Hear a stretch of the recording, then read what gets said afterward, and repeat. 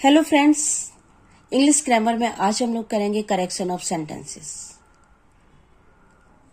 Correction of sentences या spotting errors, cloze test, fill in the blanks, common mistakes. Question किसी भी तरह से पूछा जा सकता है, लेकिन ये एरर ज्यादातर ग्रामेटिकल मिस्टेक्स होती हैं या वोकैबुलरी मिस्टेक्स होती हैं या कॉन्टेक्चुअल बेस्ड एरर्स होते हैं, उनको आपको सही करना होता है। तो आज बात करते हैं कॉन्टेक्चुअल एरर्स के बारे में। कोई पैसेज आपको दिया गया है, कोई लाइन दी गई है, कोई छोटा सा पैराग्राफ दिया हुआ है और उसमें एक दो मिस्टेक्स हैं, वर्ड आपको दिए हुए हैं, लेकिन वो अकॉर्डिंग टू द कॉन्टेक्स्ट वहां पर फिट नहीं है और उनको आपको शुद्ध करना है, उनको आपको रेक्टिफाई करना है, चेंज करना है। तो कौन से वर्ड हमें किस कॉन्टेक्स्ट में यूज करने हैं, ये हमें जानना जरूरी है। आज ऐसे ही कुछ वर्ड्स के बारे में हम बात करेंगे। कॉम्पिटेंट, सबसे पहला वर्ड आज का देखते हैं, कॉम्पिटेंट। कॉम्पिटेंट हम उस व्यक्ति के लिए यूज करते हैं well versed in some skill, जो किसी स्किल में बहुत ही पारंगत है। So he is competent. Intelligent, intelligent इससे डिफरेंट है। हैविंग गुड IQ लेवल, जो हर क्षेत्र में बहुत अच्छा कर सकता है अपना दिमाग यूज करके। लेकिन कॉम्पिटेंट का मतलब है वो किसी स्किल में एक्सपर्ट है। एक पर्सन इंटेलिजेंट हो सकता है बट वो कंप्यूटर रिलेटेड वर्क में कॉम्पिटेंट नहीं हो सकता। तो यहां हमें इस फर्क को समझना होगा कि कॉम्पिटेंट कौन है और इंटेलिजेंट कौन है। मेनली एक वर्ड यूज होता है ज्यादातर स्पेशली या मेनली। मेनली का मतलब होता है मोस्टली से मतलब है इसका, और स्पेशली, स्पेशली क्या है, different from the usual work. जो एक नॉर्मल वर्क होता है उससे कुछ हटके, कुछ अलग, कुछ special, that is specially. Current और रीसेंट, मोस्टली ये वर्ड सिमिलर है और ज्यादातर कंफ्यूजिंग है कि कहां पर हमें करंट यूज करना है, कहां पर रिसेंट यूज करना है। तो करंट दैट इज कॉन्टिन्यूड, जो चल रहा है उसको हम करंट कहते हैं। और रिसेंट एनी कंप्लीटेड वर्क, कोई भी ऐसा काम जो अभी हाल ही में पूरा हुआ हो उसको हम कहते हैं रिसेंट, जो काम अभी रिसेंटली कंप्लीट हुआ है, दैट इज। तो यहां थोड़ा सा फर्क है। करंट जो अभी चल रहा है और recent any completed work which has finished just before some time, जो अभी हाल ही में खत्म हुआ है उसको ज्यादातर हम रिसेंट बोलते हैं। कुछ और वर्ड देखते हैं। इम्प्रूव और इंक्रीज, दोनों का मतलब इम्प्रूवमेंट या सम प्रोग्रेस से मतलब है, लेकिन कहां पर हमें इम्प्रूव यूज करना है और कहां पर इंक्रीज यूज करना है ये देखना है। तो इम्प्रूव का मतलब होता है किसी की क्वालिटी में इम्प्रूवमेंट करना, किसी की क्वालिटी को बेहतर बनाना, दैट इज इम्प्रूवमेंट। किसी की तबीयत खराब है, आपने मेडिसिन ली और उसके बाद में हम पूछते हैं कि क्या कोई इम्प्रूवमेंट है। इंक्रीज, इंक्रीज कहां यूज करते हैं, जहां आपकी क्वांटिटी है कोई, उसमें थोड़ा सा इंक्रीमेंट जब होता है वहां पर हम इंक्रीज बोलते हैं। सैलरी में इंक्रीमेंट लगता है ना। तो इंक्रीज और इम्प्रूव में इस फर्क को ध्यान में रखिए। मिक्स्ड एंड एडल्ट्रेटेड, ये दो वर्ड भी हैं और दोनों ज्यादातर मिसयूज्ड हो जाते हैं। बिकॉज दोनों का मतलब लगभग एक ही है, मिक्स करना। लेकिन देखिए मिक्स किस सेंस में हम यूज करते हैं, कंबाइन टू और more things. In a good sense जब हम किसी 2 या 3 चीजों को मिक्स करते हैं वहां पर हम मिक्स्ड यूज करते हैं। बट एडल्ट्रेटेड कहाँ यूज करते हैं, mix something of low quality to increase quantity. किसी मटेरियल की क्वालिटी, चाहे वो खराब है चाहे कुछ है, उसकी क्वांटिटी को बढ़ाने के लिए हम उसमें कुछ लो क्वालिटी की चीजें जब मिक्स कर देते हैं तब वो हम कहते हैं उसको adulterated. You can say that adulterated is used in A negative sense. कोई चीज मिक्स की गई और उसकी क्वालिटी को गिरा दिया गया, that is adulterated. Adverse and opposite. Adverse effect, ज्यादातर हम बात करते हैं कि इसके एडवर्स इफेक्ट हो सकते हैं। ऑपोजिट का मतलब है बिल्कुल उल्टा, और इसको हम एडवर्स की जगह यूज नहीं कर सकते। कैच और सीज, ज्यादातर पुलिस जब चोर को पकड़ती है तो हम सेंटेंस बनाते हैं, police caught the thief. Seize word क्या है, दोनों को निगेटिव सेंस में यूज कर सकते हैं, लेकिन आप देखिए कैच हम तब यूज करते हैं टू होल्ड समथिंग और समवन जो मूवमेंट में होता है और उसको हम पकड़ने की कोशिश करते हैं, तब ज्यादातर हम कैच वर्ड यूज करते हैं। ऊपर से गिरती हुई चीज को हाथ में लेना, कैच करना, that is catch. Seize, seize का मतलब क्या है, कोई इलीगल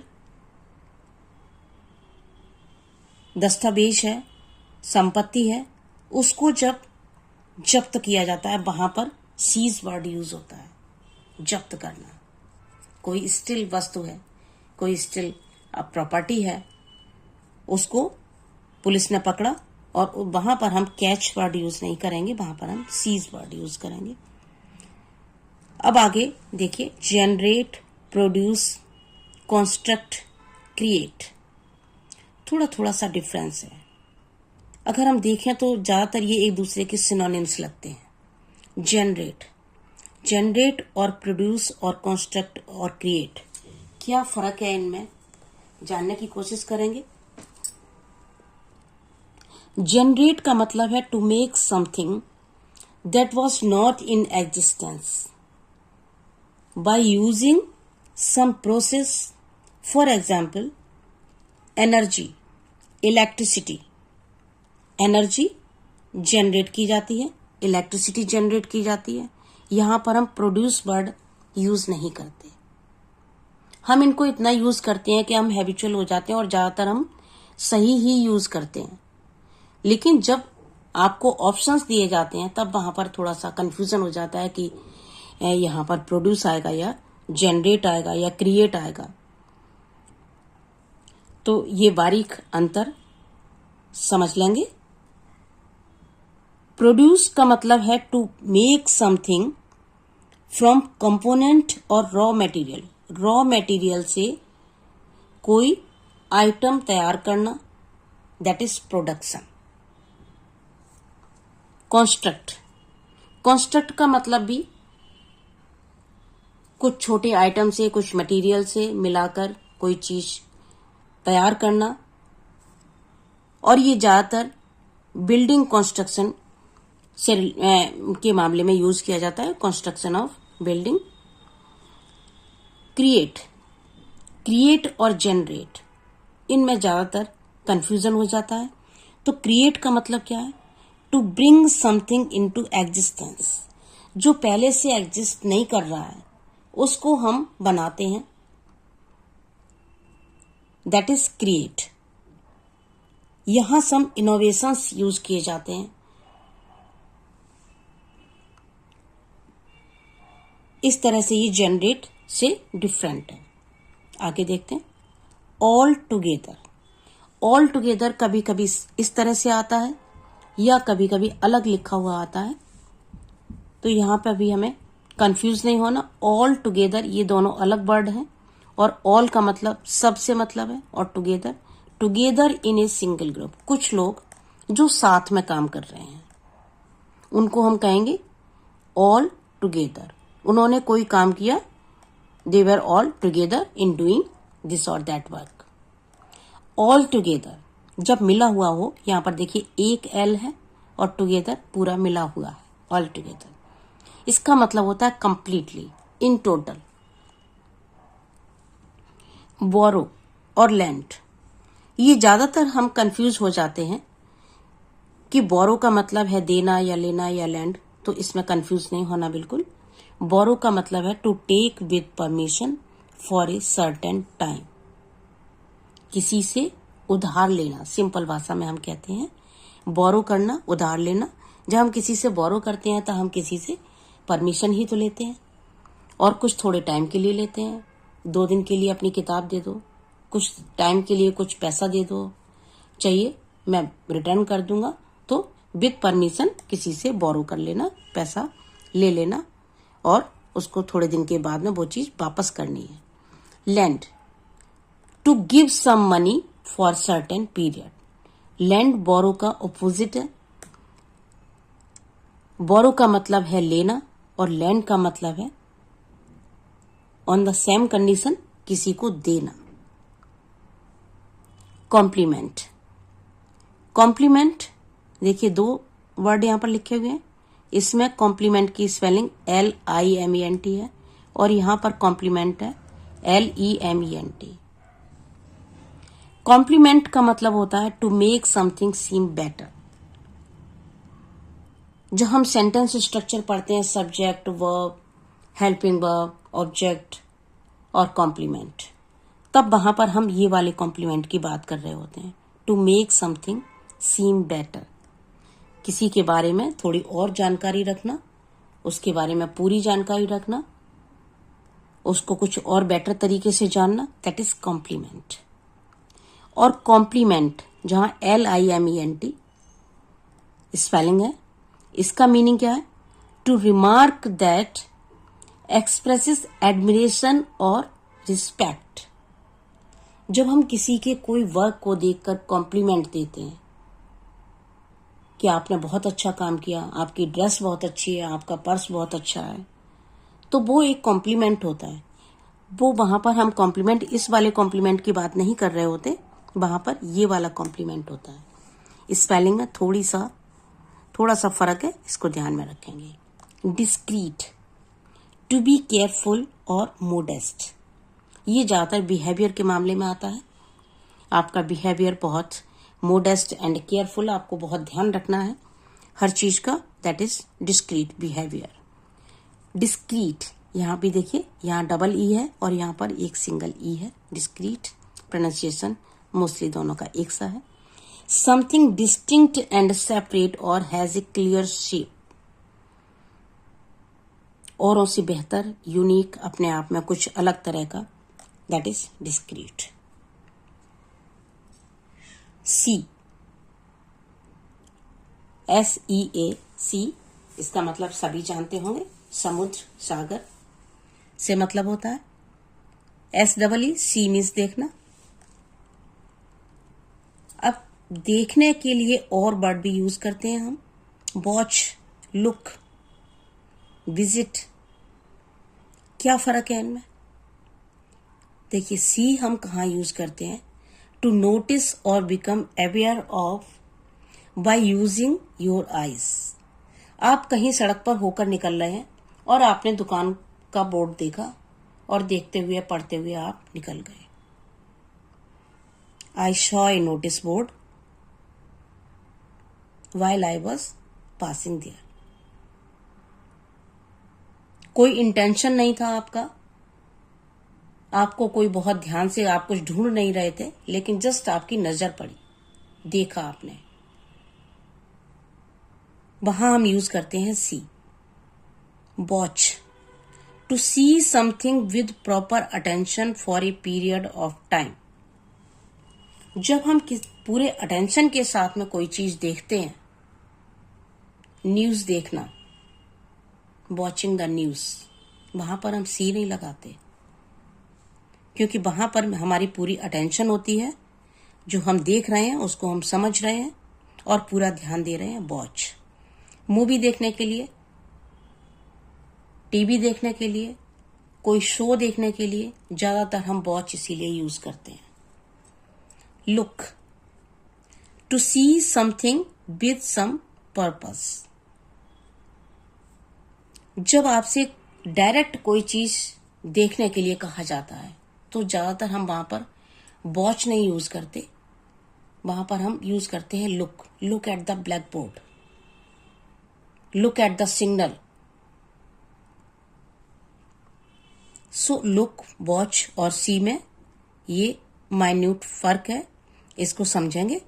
विजिट का मतलब होता है किसी से मिलने जाना, डॉक्टर से मिलने जाना, किसी गेस्ट से मिलने जाना, किसी रिलेटिव से मिलने जाना, फर्क है।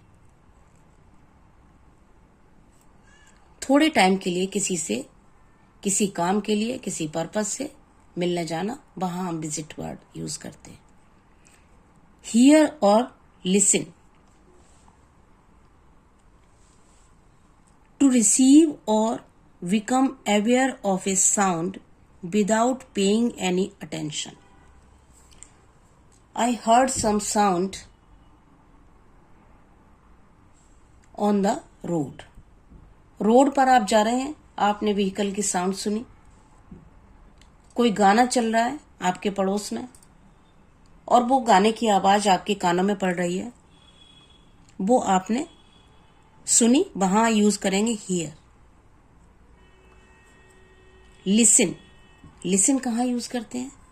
जब आप पर्पसली किसी चीज को सुनते हैं, लिसन टू मी, तब वहां पर लिसन यूज होता है, वहां पर हम हियर यूज नहीं करेंगे, क्योंकि यहां पर हम पूरे ध्यान से सुन रहे हैं उस बात को।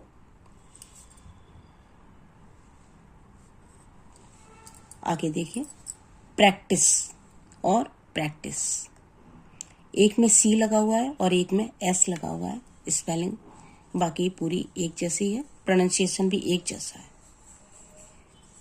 ये प्रैक्टिस नाउन की तरह से यूज होते हैं, इस नाउन फॉर्म है। We need to put these ideas into practice. जब सी लगा हुआ है तब ये नाउन की तरह से यूज होगा, इसको वर्ब की तरह से यूज नहीं करना। और जब एस लगा हुआ है तब ये वर्ब की तरह से यूज होता है। To learn English you have to practice properly. Travel, to change your location to reach some destination. Travel यात्रा करना, सभी जानते हैं, लेकिन जब बात होती है ट्रैवल की, जर्नी, ट्रिप, वॉइस, देखिए ये 3-4 वर्ड है। ट्रिप किसे कहते हैं? Trip is used for a short distance travel. छोटी सी आपकी कोई ट्रेवल आपने किया, कुछ घंटों का हो सकता है, 1 दिन की हो सकती है या 2 दिन की ट्रिप हो सकती है। बहुत लंबी डिस्टेंस वाली ये आपकी ट्रेवल नहीं होती, उसको हम ज्यादातर ट्रिप कह दिया करते हैं। जर्नी, एक टाइप ऑफ ट्रेवल बिटवीन 2 और मोर पॉइंट्स। ज्यादातर ये लॉन्ग जर्नी के लिए, लॉन्ग ट्रेवल के लिए यूज होता है journey word. Boys, long journey bye boat, boat के द्वारा या शिप के द्वारा लंबी journey, that is boys. Shortage और शॉर्टनेस, क्या फर्क है दोनों में? शॉर्टेज का मतलब होता है something that is not enough, जो पर्याप्त नहीं है, कमी है, that is shortage. Shortage of water, shortage of electricity. Shortness, shortness का मतलब the condition of being short, height में कम होना, लंबाई में कम होना। मूवी शॉर्ट है, this movie is not became popular because of its shortness. छोटे होने की वजह से ये मूवी पॉपुलर नहीं हो पाई, बहुत छोटी थी। इस अर्थ में शॉर्टनेस यूज किया जाता है। काउंसलर और काउंसलर, देखिए दोनों का प्रोनाउंसिएशन लगभग सेम है। यहां काउंसलर है और ये counsellor. An elected member of a local government. Local government का एक पर्सन होता है जिसको इलेक्ट किया जाता है और उसको हम काउंसलर बोलते हैं। काउंसलर, काउंसलर किसको कहते हैं? Someone who is trained to listen and give advice about their problems. Counsellor वो होता है जब कोई किसी को मेंटल प्रॉब्लम होती है, कोई डिप्रेस्ड होता है, तब हम काउंसलर को बुलाते हैं और वो उससे बातचीत करता है, उसकी प्रॉब्लम जानने की कोशिश करता है और उसको हम काउंसलर कहते हैं। दोनों की स्पेलिंग और दोनों की मीनिंग में फर्क समझ के ध्यान रखिएगा। Thank you so much.